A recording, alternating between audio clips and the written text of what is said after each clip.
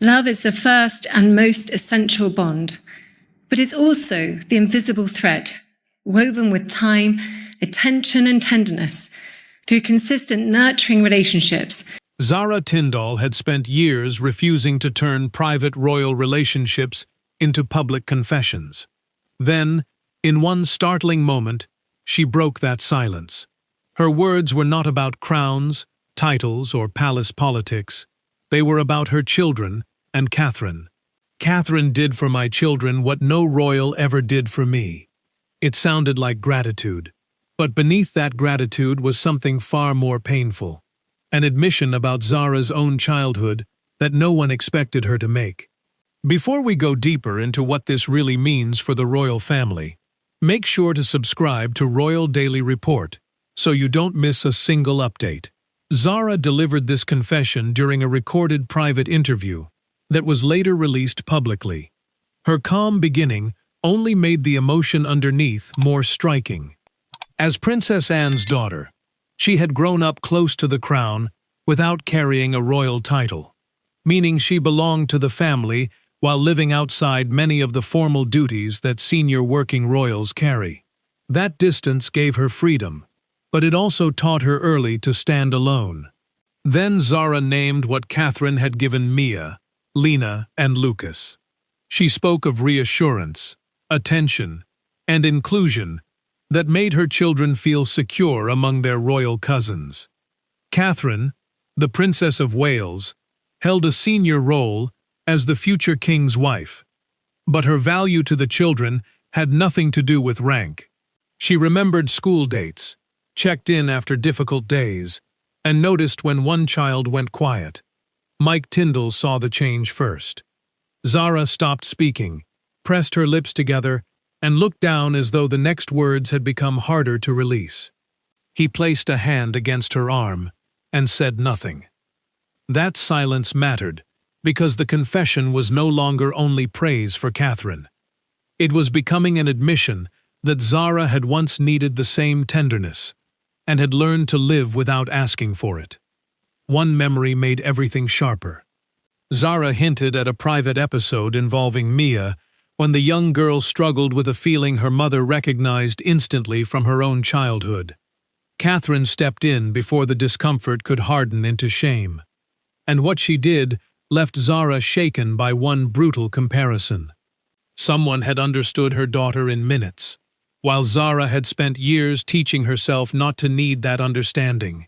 Suddenly, the question hanging over the family was impossible to ignore.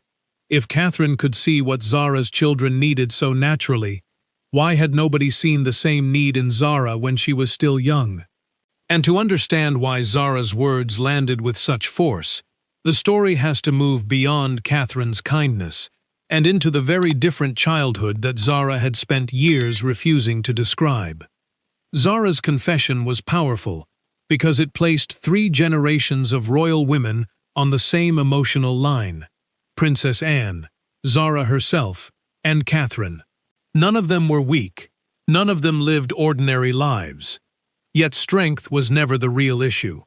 The deeper question was whether royal children were taught to simply endure what hurt them, or whether someone finally decided that endurance was no longer enough. Catherine, Zara realized, had chosen the second path. Do you think Zara was right to publicly admit that Catherine gave her children the emotional support she never received herself? Or was this too personal to share? Comment yes or no below right now. If you believe Zara was brave to finally speak this truth, don't stay silent. Like this video, share it with every royal supporter you know, and subscribe right now to Royal Daily Report. Every like and every share tells YouTube to push this story forward, instead of letting this powerful moment disappear beneath another carefully managed palace statement. If Zara's courage deserves your support, prove it before the next revelation. Zara had always understood what her mother was trying to do. Princess Anne believed deeply in resilience, independence, and the idea that children should grow up without becoming too dependent on royal status. She raised Peter Phillips and Zara with discipline and practicality. determined that neither would confuse privilege with protection. A royal title, meaning an official rank within the monarchy, was never meant to be the foundation of their identity. Anne wanted her children to stand on their own. Zara respected that. But respect did not erase memory. Catherine approached childhood from a very different emotional place. With George, Charlotte, and Louis, structure still mattered, but so did reassurance. She believed children could learn discipline without being made to hide fear, disappointment, or confusion. Zara had noticed the difference long before she ever spoke publicly about it. She saw how Catherine listened before correcting, how she gave a child time to recover before expecting composure, and how ordinary emotional comfort was never treated as weakness. Then one small moment stayed with Zara. During a family weekend, Lena became upset over something that might have seemed minor to everyone else. Catherine noticed before anyone could dismiss it. She crouched beside the girl, stayed close, and waited. She did not tell Lena to stop crying. She did not rush her. She let her breathe, let her speak, and only answered when the child was ready. Zara felt something tighten inside her. The moment was gentle, but it carried enormous weight because it reminded her of everything she had once been taught to handle alone. She had never doubted Anne's love. That was not the wound. The wound was learning that love and emotional comfort were not always offered in the same moment. Mike noticed her silence later. He had seen the way Zara watched Catherine with Lena, and he knew admiration alone could not explain it. When he finally asked why the moment had affected her so deeply, Zara hesitated before saying the words she had never allowed herself to say before. "Because I remember being told to get on with it." That sentence changed the meaning of everything. Zara's loyalty to Catherine had not appeared suddenly. It had been building through quiet moments exactly like this, until one incident involving Mia pushed that loyalty beyond appreciation and into something far more personal. That incident would become the dividing line in Zara's memory. The moment before she merely liked Catherine, and the moment after she understood exactly what Catherine was willing to do for her children. Every family has one moment that looks insignificant from the outside, but becomes unforgettable to the people who lived it. For Zara, that moment came when Mia was still young enough to hide embarrassment behind anger. A royal family gathering had become overwhelming. Too many eyes, too much expectation, too many instructions about behaving properly. Zara was preparing to remove her daughter quietly, when Catherine noticed something everyone else had missed. Mia was not misbehaving. She was frightened. Christmas at Sandringham carried its own pressure. Sandringham is the royal family's private country estate in Norfolk, traditionally used for the monarchy's Christmas gathering, where family warmth sits alongside public expectation. Children were expected to greet relatives, handle attention, and move through traditions they had barely learned to understand. Mia knew she belonged to the family, yet she also knew her place was different from George and Charlotte's. That difference suddenly became painful when another child innocently asked why Mia was not treated like a princess. Mia changed after that question. She became quiet, then defensive, then desperate to leave. Zara recognized the pattern immediately, because she had lived her own version of it. When her daughter finally slipped away and whispered through tears, "I don't belong with the proper royals," Zara froze. The words struck too close. She had grown up as the monarch's granddaughter while carrying no title, learning early that belonging and status were not always experienced in the same way. Catherine entered before Zara could find the right answer.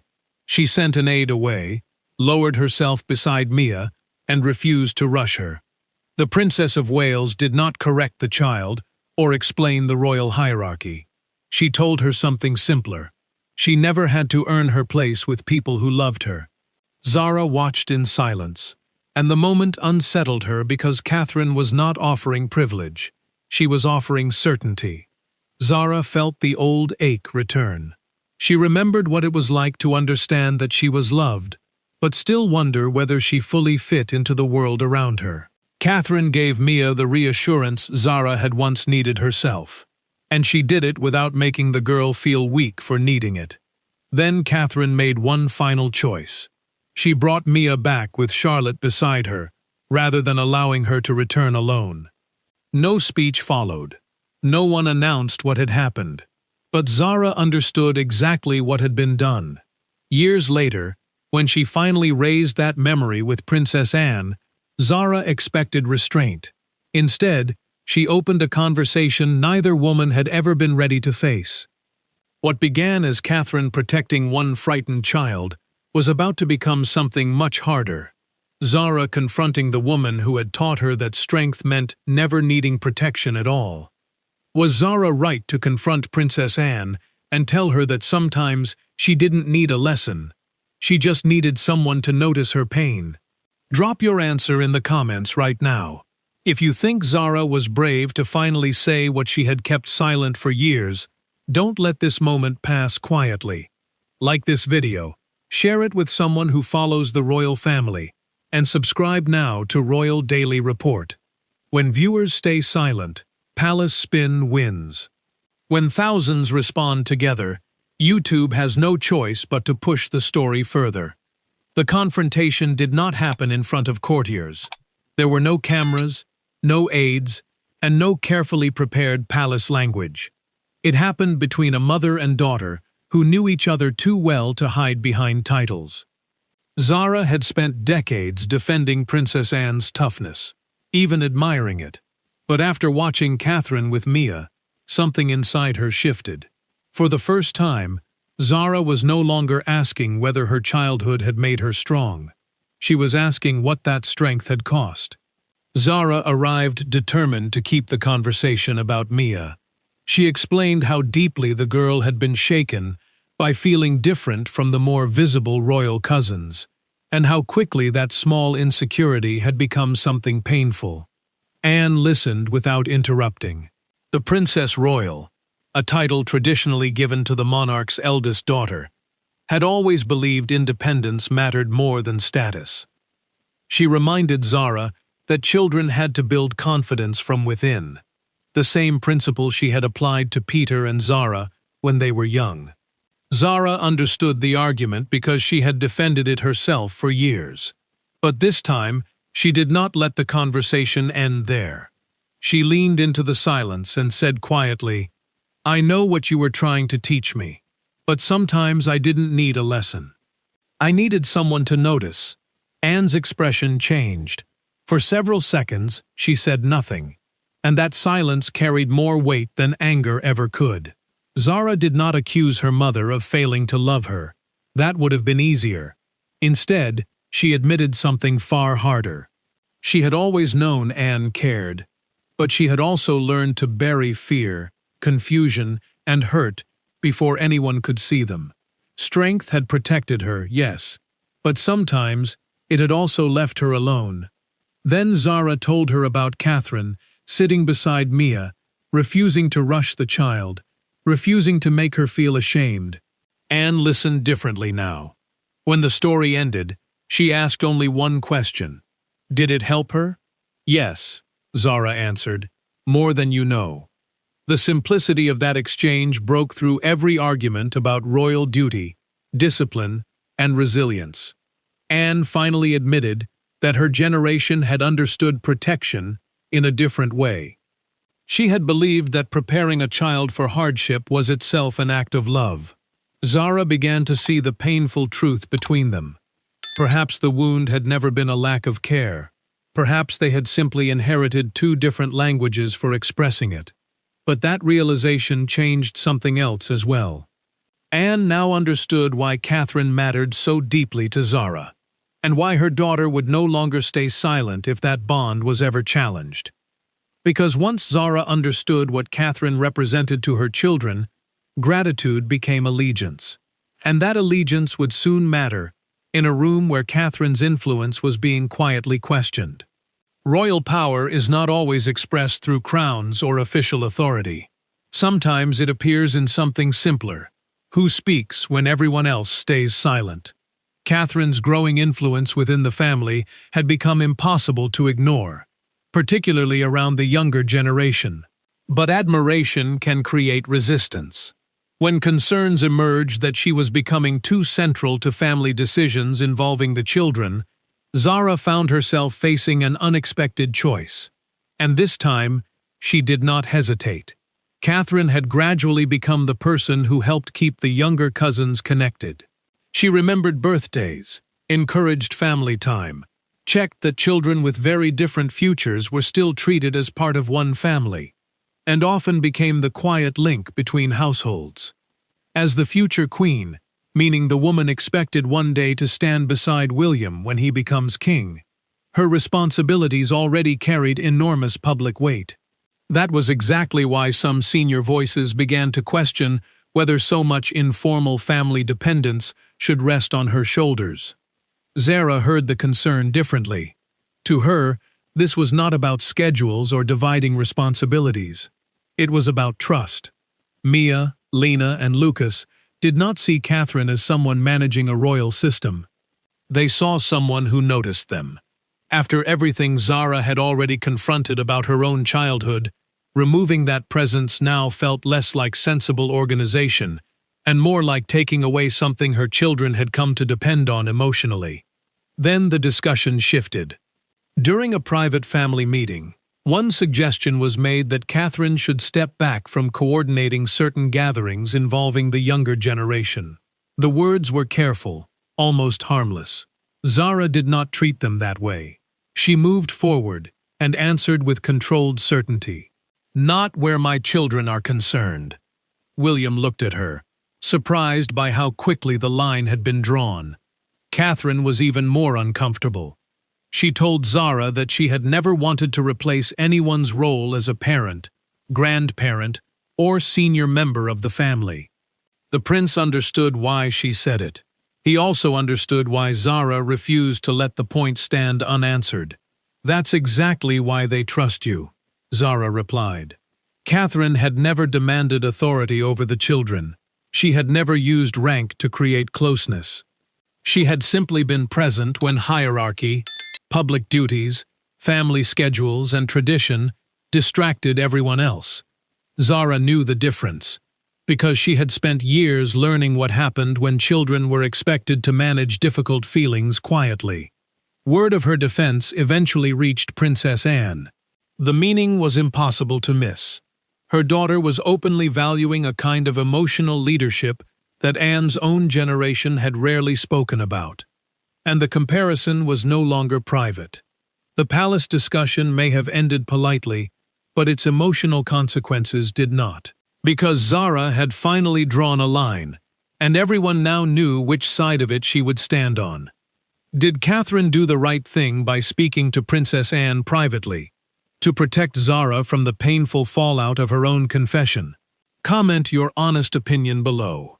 If you believe Catherine handled this with the wisdom and grace the royal family needed, don't just watch in silence.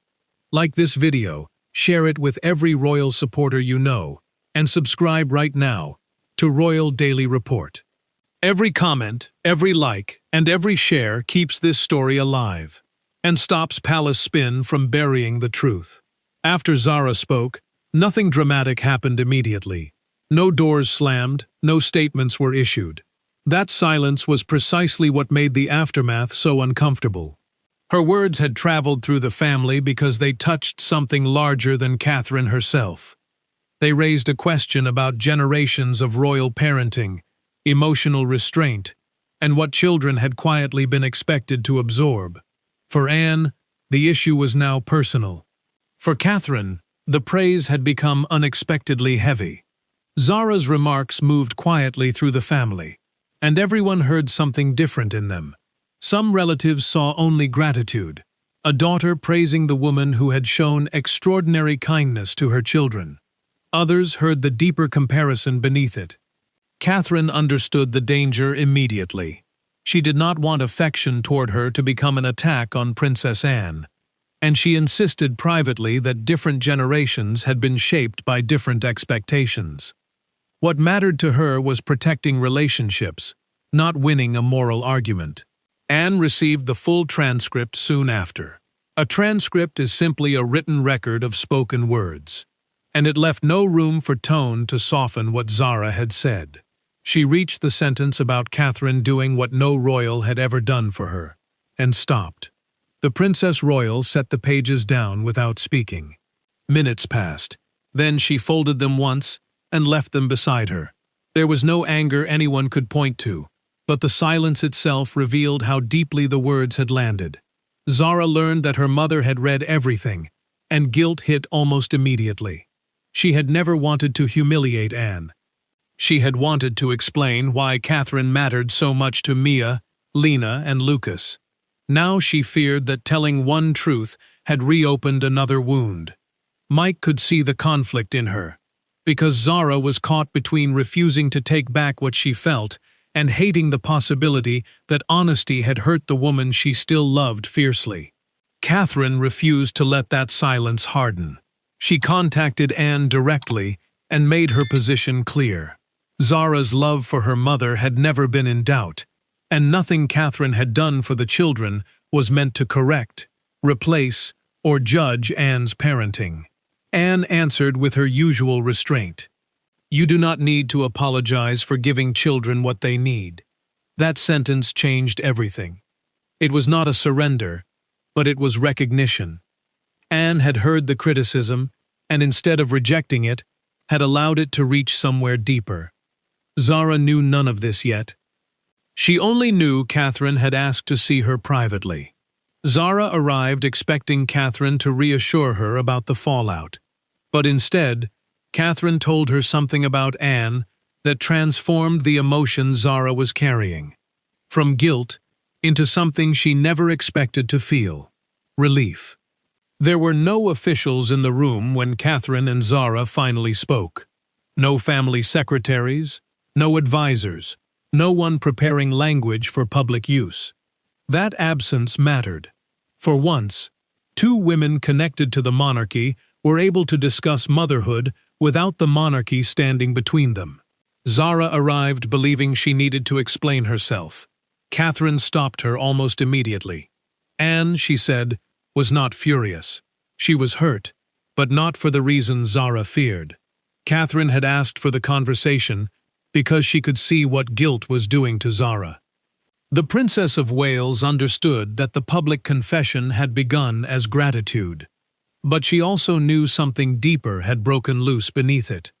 Zara admitted that once she started describing what Catherine had done for Mia, she could no longer separate that kindness from memories of her own childhood. The comparison had not been planned. It had simply become impossible to avoid. Zara struggled to keep control as she explained that she still loved Princess Anne deeply.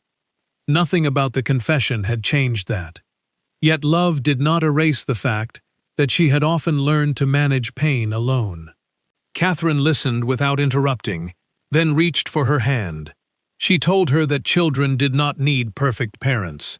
They needed adults willing to recognize what they had missed and learn something new from it. Zara finally cried.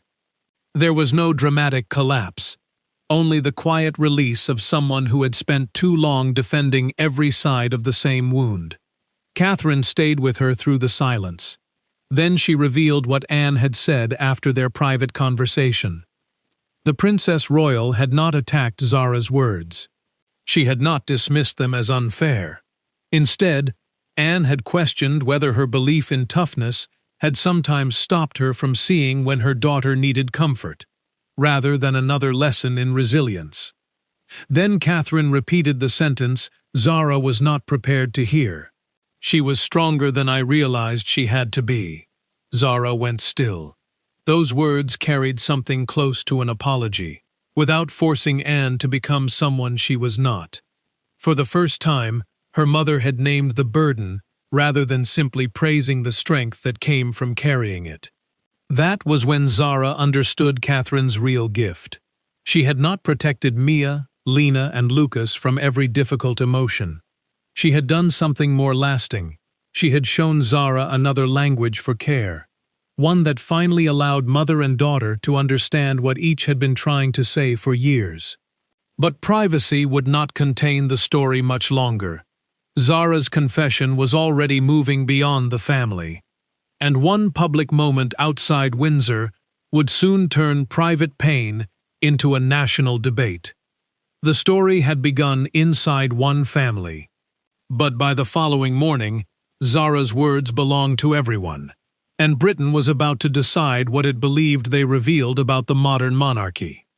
By the next morning, Zara's confession was no longer being treated as a simple tribute to Catherine. It had become a mirror, held up to the monarchy itself. Commentators focused on one haunting contrast: a royal woman saying that her children had received an emotional kindness she had once needed but never experienced in the same way. The public response was immediate, because the story was no longer about rank. It was about something far more familiar: parents learning from what their own childhoods lacked. Broadcasters quickly framed the moment as something bigger than a family disagreement. They spoke about changing expectations inside royal life, where older generations had often been taught to control emotion, remain composed, and carry difficulty without complaint. Catherine now represented another approach. As the future queen, meaning the woman expected one day to stand beside William when he becomes king, she held no formal command over Zara's children. Yet the way she treated Mia, Lena, and Lucas suggested that influence did not always need an official role. Zara's words also divided opinion. Some believed she had exposed Princess Anne too harshly by comparing her childhood with what her children now received. Others pointed out that Zara had repeatedly defended her mother's love and strength. Her confession was not about cruelty. It was about difference. One generation had believed resilience meant learning to endure. Another was beginning to believe that resilience could also come from being heard. Then one moment captured the entire debate.